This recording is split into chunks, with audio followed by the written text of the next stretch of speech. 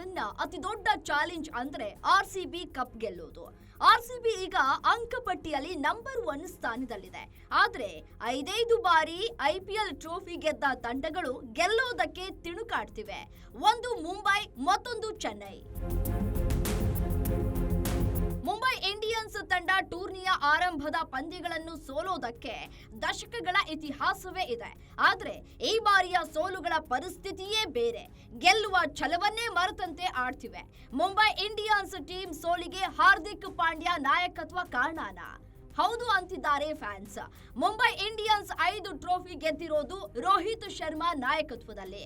ಆದ್ರೆ ರೋಹಿತ್ ಶರ್ಮಾ ನಾಯಕತ್ವ ಪಟ್ಟದಿಂದ ಕೆಳಕ್ಕಿಳಿಯುತ್ತಿದ್ದಂತೆಯೇ ತಂಡ ಗೆಲ್ಲುವ ಆತ್ಮವಿಶ್ವಾಸವನ್ನೇ ಮರೆತಂತೆ ಕಾಣ್ತಾ ಇದೆ. ಎಕ್ಸ್ ಕ್ಯಾಪ್ಟನ್ ರೋಹಿತ್ ಶರ್ಮಾ ಸತತವಾಗಿ ವಿಫಲರಾಗ್ತಾ ಇದ್ದಾರೆ. ಮೊದಲ ಅಥವಾ ಎರಡನೇ ಓವರಿನಲ್ಲಿ ವಿಕೆಟ್ ಕೊಡ್ತಾ ಇದ್ದಾರೆ. ಇನ್ನು 360 ಡಿಗ್ರಿ ಬ್ಯಾಟ್ಸ್ಮನ್ ಅಂತ ಹೇಳ್ಕೊಳ್ಳೋ ಸೂರ್ಯಕುಮಾರ್ ಯಾದವ್ ಬ್ಯಾಟ್ ಇಂದ ರನ್ನುಗಳು ಸಿಡಿತಾ ಇಲ್ಲ. ಭರವಸೆ ಇಡಬಹುದಾಗಿದ್ದ ತಿಲಕ್ ವರ್ಮಾ ಕೂಡ ಫೇಲ್. ಹಾರ್ದಿಕ್ ಪಾಂಡ್ಯ ಕೂಡ ಫೇಲ್ ಆಗ್ತಾ ಇದ್ದಾರೆ. ಅತ್ತ ಬೌಲಿಂಗಿನಲ್ಲಿ ಬೂಮ್ರಾ ಇಲ್ಲ. ಟ್ರೆಂಟ್ ಬೋಲ್ಟ್ ಆಟ ಗೆಲ್ಲೋದಕ್ಕೆ ಸಾಕಾಗ್ತಿಲ್ಲ. ಒಟ್ನಲ್ಲಿ ದಿಕ್ಕು ದೆಸೆ ಇಲ್ಲದಂತೆ ಆಡ್ತಾ ಇರುವ ಮುಂಬೈ ಇಂಡಿಯನ್ಸ್ ಅಂಕಪಟ್ಟಿಯಲ್ಲಿ ಪಾತಾಳದಲ್ಲಿದೆ. ಇನ್ನು ಚೆನ್ನೈ ಕಥೆಯೂ ಅಷ್ಟೇ. ಮೊದಲ ಮ್ಯಾಚ್ ಗೆಲ್ಲಿಸಿಕೊಟ್ಟಿದ್ದು ರಚಿನ್ ರವೀಂದ್ರ. ಅವರನ್ನ ಬಿಟ್ರೆ ಅಂಶುಮಾನ್ ಗಾಯಕ್ವಾಡ್, ರವೀಂದ್ರ ಜಡೇಜಾ, ಶಿವಮ್ ದುಬೆ ಹೀಗೆ ಘಟಾನುಘಟಿಗಳೆಲ್ಲ ರನ್ ಹೊಡೆಯೋದಕ್ಕೆ ತಿರುಗ್ತಾ ಇದ್ದಾರೆ. ಧೋನಿ ತಂಡದಲ್ಲಿರೋದು ಬರೀ ಕೀಪಿಂಗ್ ಮಾಡೋಕ, ಬ್ಯಾಟಿಂಗ್ ಮಾಡೋದಕ್ಕಾಗಲ್ವಾ ಅನ್ನೋ ಪ್ರಶ್ನೆಯನ್ನ ಖುದ್ದು ಅಭಿಮಾನಿಗಳೇ ಕೇಳುವಂತಾಗಿದೆ. ಧೋನಿ ವೇಸ್ಟ್ ಅನ್ನೋ ಅಭಿಪ್ರಾಯ ಎಲ್ಲಾ ಕಡೆ ಕೇಳಿ ಬರ್ತಾ ಇದೆ.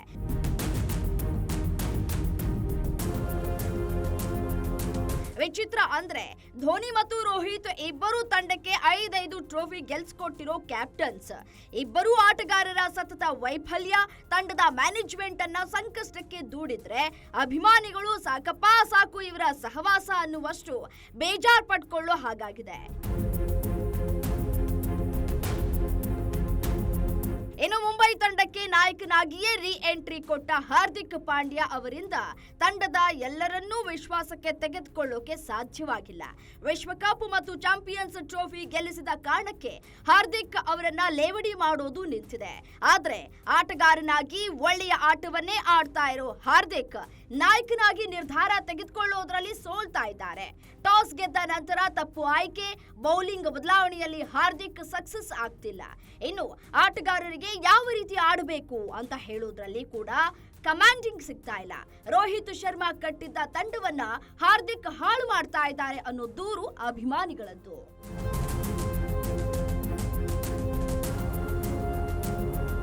ಇನ್ನು ಅಂಶುಮನ್ ಗಾಯಕ್ವಾಡ್ ಅವರಿಗೆ ಧೋನಿಯೇ ಹೊರೆಯಾಗಿದ್ದಾರಾ ಅನ್ನೋ ಪ್ರಶ್ನೆ.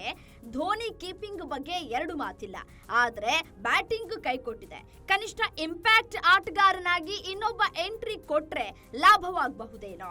ಆದ್ರೆ ಚೆನ್ನೈ ಅಭಿಮಾನಿಗಳು ಎಂತವರೆಂದ್ರೆ ಧೋನಿ ಒಂದು ಬಾಲ್ ಆಡಿದ್ರೂ ಸಾಕು ಪೈಸಾ ವಸೂಲ್ ಎನ್ನುವವರು. ಅಭಿಮಾನಿಗಳ ಅಭಿಮಾನವೇ ಎರಡೂ ತಂಡಗಳಿಗೆ ಹೊರೆಯಾಗ್ತಾ ಇದೆಯಾ ಎನ್ನೋದು ಸದ್ಯದ ಪ್ರಶ್ನೆ. ಇವುಗಳಿಗೆ ಉತ್ತರ ಸಿಗಬೇಕು ಅಂದ್ರೆ ತಂಡ ಗೆಲ್ಲಬೇಕು ಅಂದ್ರೆ ಒಂದು ಟೀಮ್ ಆಗಿ ಆಡಬೇಕು ಅಷ್ಟೇ. ಗ್ಯಾರಂಟಿ ನ್ಯೂಸ್, ಸುದ್ದಿ ಖಚಿತ, ನ್ಯಾಯ ನಿಶ್ಚಿತ.